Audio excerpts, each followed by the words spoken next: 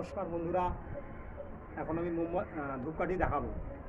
ধূপকাঠি জ্বালিয়েছি, এবার দেখাবো। আজকে মালা পরিয়েছি, আগের ভিডিওতে পতাকা দিয়ে সাজিয়েছি, সব সাজিয়েছি।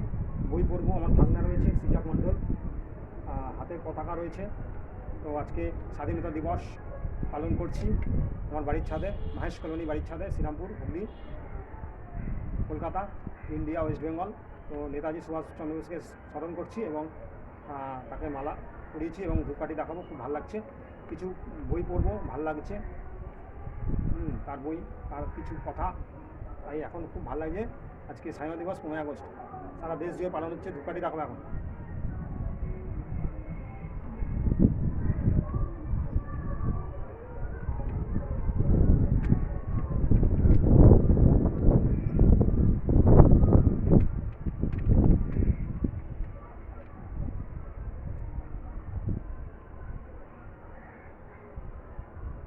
বন্দে মাতরম, বন্দে মাতরম, ইনকলাব জিন্দাবাদ, নেতাজি জয়, সমস্ত ফ্রিডম ফাইটারের জয়।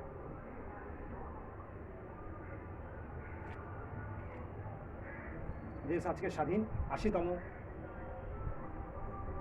স্বাধীনতা দিবস পালন করছি আমি এবং সারা ভারতবর্ষের মানুষ।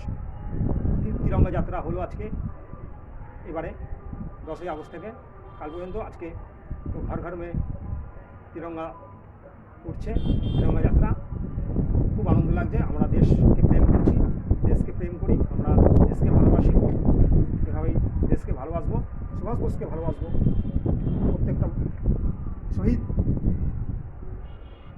বিপ্লবীকে ভালোবাসবো এবং অন্তরে রেখে দেবো। চন্দ্রশেখর আজাদ, সুভাষ বোস তো আছেই, আমাদের শ্রেষ্ঠ বাঙালির হিরো, আইকন, আইকন, ইন্ডিয়ার আইকন, পৃথিবীর আইকন। তাই খুব ভালো লাগছে আজকে। এবং চন্দ্রশেখর আজাদ, গান্ধীজি আছে, ওদিকে ভগৎ সিং আছে, দেশবন্ধু চিত্তরঞ্জন দাস, তারপরে রাসবিহারী বোস, বিনয় বাদল দীনেশ, ক্ষুদিরাম বোস প্রথম শহীদ, তার নাম তো নিতেই হয়। এবং নেতাজি সুভাষচন্দ্র বসু, কোহিমা, আন্দামানের কোহিমায় দ্বীপপুঞ্জে তিনি প্রথম ভারতের স্বাধীনতার পতাকা উড়িয়েছিলেন। ব্রিটিশরা সেটা জানে এবং সেটা লেখা রয়েছে ব্রিটিশদের কাছে। এবং 1945 সালে। এবং তার মহানিষ্ক্রমণের গল্প আমরা জানি। মহানিষ্ক্রমণ, তিনি 1941 সালে রাত 1টার সময় তিনি ঘর ত্যাগ করেছিলেন। সুভাষ আমাদের ছেলে ঘর ত্যাগ করেছিলেন। সুভাষ আমাদের বাড়ির ছেলে, ঘরের ছেলে। তিনি আর ফেরেননি। তার অন্তর্ধানের কাহিনীও আমরা জানি।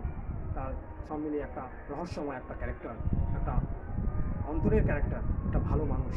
Thank you very much. ধূপকাঠি দেখালাম আজকে।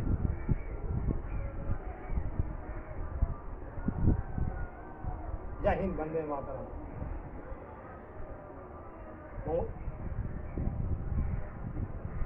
সুভাষ বসুর জয়। আজকে সুভাষ বসুর জয়, আজকে সুভাষচন্দ্রের জয়, আজকে সব মহান ব্যক্তিদের জয়, মহান শহীদের জয়। Thank you very much. Thank you. এবার দুটো কথা পড়ি। প্রচণ্ড রোদ,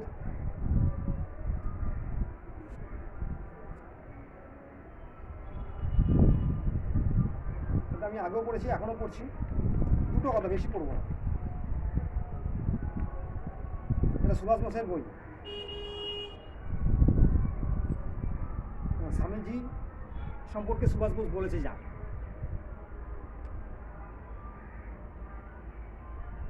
On 8th April 1936, Subhas Babu arrived in India.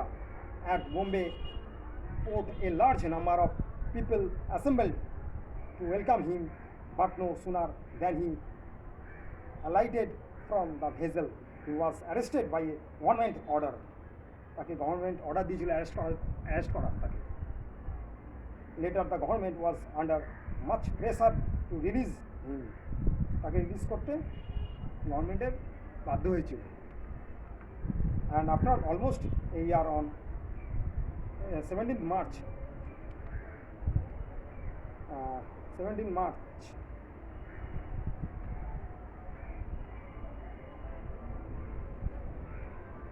19 37 he was released, তাকে মুক্ত করতে বাধ্য হয়েছিল ব্রিটিশ সরকার, ঠিক আছে,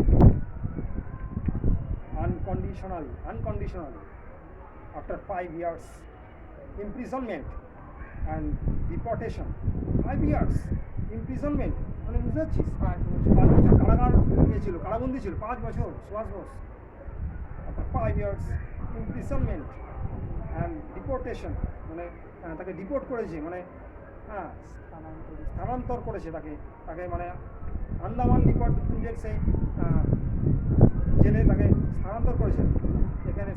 এখানে কারোর সঙ্গে থাকতে পারতো না, ঠিক আছে, কারোর সঙ্গে দেখা করতে পারতো না, deportation. He once more entered active politics, সে আবার প্রবেশ করলে অ্যাক্টিভ পলিটিক্সে, আবার জয়েন করলো ভালোভাবে। হি বেশি in February 1938 he was unanimously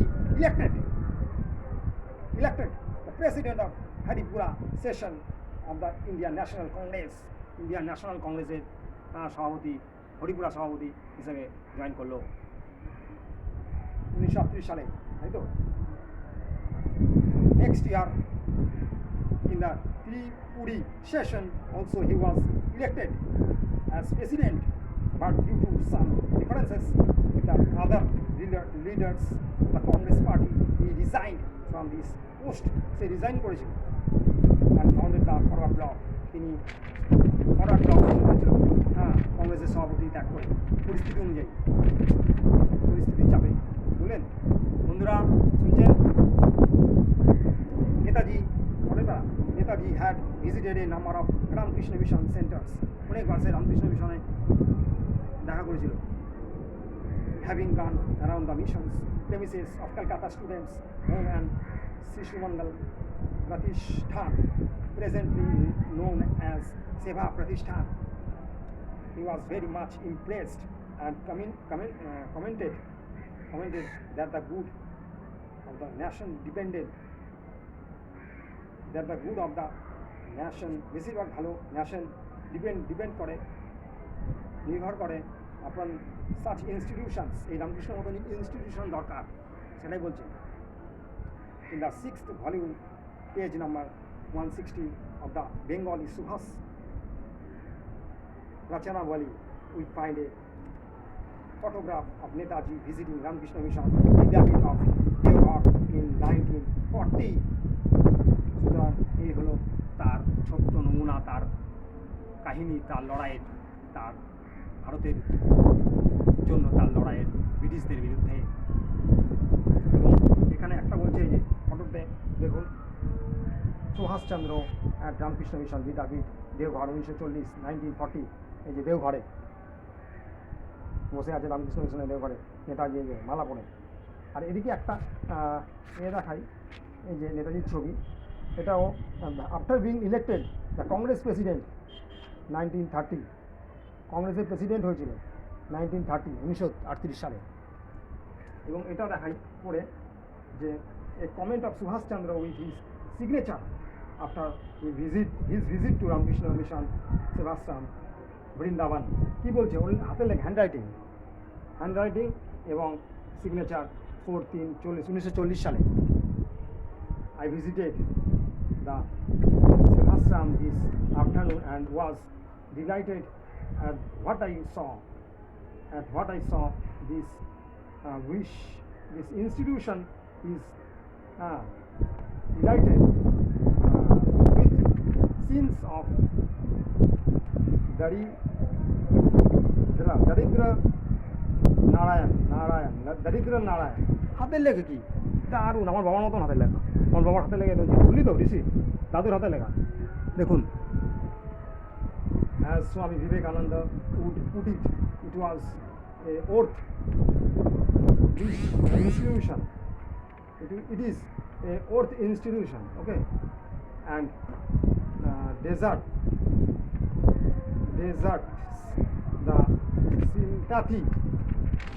the sympathy খুব হাওয়া দিচ্ছে, পড়ে যাচ্ছে সব, inconsequent and support of after public support, after public Subhash চন্দ্র বসু। সুতরাং এইগুলো হাতের লেখা, দারুণ হাতের লেখা, পেঁচানো একটা দক্ষ শিক্ষিত একটা বুদ্ধিমান বিচক্ষণ একটা শিক্ষিত মেধাবী ছাত্রের হাতের লেখা, ঠিক আমার বাবার মতন হাতের লেখা। তো আমিও এরকম কিছুটা লেখার চেষ্টা করি, তাই খুব ভালো লাগছে আজকে তাকে নিয়ে থাকতে। তাকে নিয়ে আমি বেশিরভাগ দিন থাকি, সবসময় তাকে নিয়েই আমার কালচার খুব ভালো লাগে। আমার মাকে তার কথা বলি, বন্ধুদেরকেও বলি এই সুভাষচন্দ্র স্বামীজির কথা, এরা অমর আছে, অমর থাকবে। স্যালুট স্যালুট স্যালুট, প্রণাম, থ্যাংক ইউ ভেরি মাচ। খুব ভালো লাগছে আজকে পালন করে। স্যালুট সুহাস, প্রণাম সুহাস, স্যালুট ভারত মাতাকে স্যালুট স্যালুট স্যালুট, প্রণাম ভারত মাতাকে। ওটা কি ঠিক করে দেয়?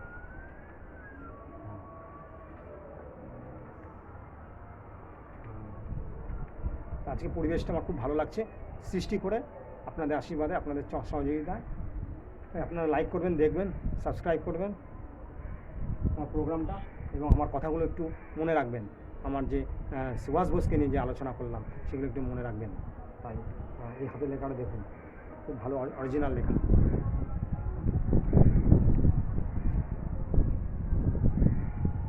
আর এই সুভাষ বোসের ছবি। Thank you very much, tata, bye bye. তুই কিছু বলবি? তুই কিছু বলে দে দু কথা, তুই কিছু বল যেটুকু জানিস। সুভাষচন্দ্র বসু বিষয়ে অজানা অনেক কিছুই আছে, কিন্তু আমরা যেটা জানি না সেটা হলো তার মৃত্যুর রহস্য। কিন্তু তিনি যখন শেষবার তার বাড়ি থেকে গেছিলেন তার ভাইপোর সঙ্গে, সেদিন তার ভাইপো ছিলেন শিশির ঘোষ।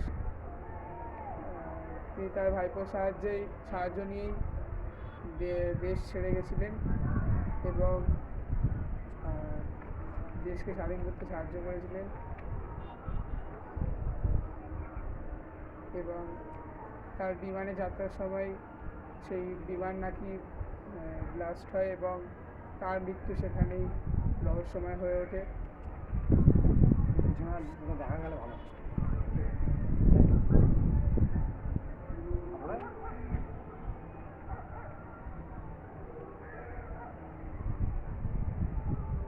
দুটো কয়েকটা দেশ নায়ক বা ফ্রিডম ফাইটার্সের নাম বল। যেমন মহাত্মা গান্ধী, দেশবন্ধু চিত্তরঞ্জন দাস, ভগৎ সিং, বাঘা যতীন, রাসবিহারী বোস, বিনয় বাদল দীনেশ, এছাড়াও ক্ষুদিরাম বোস, এছাড়াও অনেক প্রমুখ দেশ বিপ্লবীরা আছেন যারা নিজেদের দেশকে স্বাধীন করার জন্য প্রাণত্যাগ করেছেন। তাদের জন্য আমরা গর্বিত। আজকে এই দিনটা আমরা উদযাপিত করছি। 80 বছর স্বাধীনতা দিবস পূর্ণ হলো। জোরে বল। ঠিক আছে, আমার ভাগনা বললো যতক্ষণই পারলো। Thank you very much. জয় হিন্দ, বন্দে মাতরম, ইনকলাব জিন্দাবাদ। আমার আবার পরে প্রোগ্রাম আছে, অন্য জায়গায় যেতে হবে। Thank you, tata, bye bye. জয় হিন্দ, বন্দে মাতরম। বন্দে মাতরম। জয় হিন্দ, জয় হিন্দ।